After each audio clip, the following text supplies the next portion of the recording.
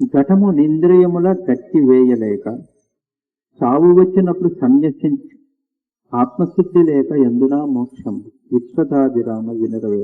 మన చూపు, వినికిడి, కాళ్ళు, చేతులు మొదలైన దశేంద్రియాలని గట్టి వేయలేక, అంటే ఇంద్రియాల్లో సౌమ్యతని తెప్పించలేక, శరీరంలో దమముని తెప్పించలేక, మనస్సు శరీరంలో పరమశాంతిని మీరు తీసుకురాలేక, దీని గురించి జీవితం అంతా చదువుతానే ఉన్నాం.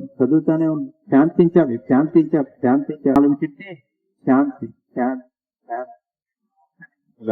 అంటుంది. ఎప్పుడన్నా ఒకసారి బుద్ధి తెచ్చుకున్నామా? జీవితకాల పర్యంతము శాంతి అంటున్నాం, కానీ మన మనసు శాంతిస్తున్నదే లేదు.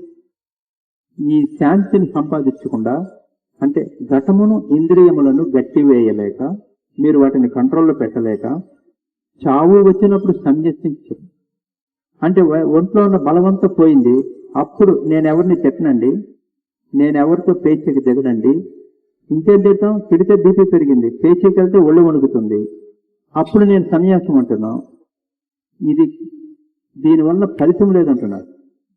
మీకు ఒంట్లో బలం ఉన్నప్పుడే, మీరు ఏ పనైనా చేయగలిగినప్పుడే మీ మనస్సుని ఇతరుల దుర్మార్గాల పట్ల శాంతి వహించే టెక్నిక్ ఏదంటే దాన్ని సాధించండి.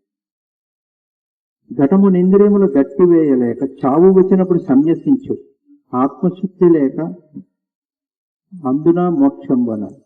మనస్సులో ఆ ప్రశాంత స్థితిని తీసుకురాకుండా మీరు సిద్ధి పొందాలి అని ప్రయత్నిస్తే మాత్రం అది సాధ్యపడేది కాదు.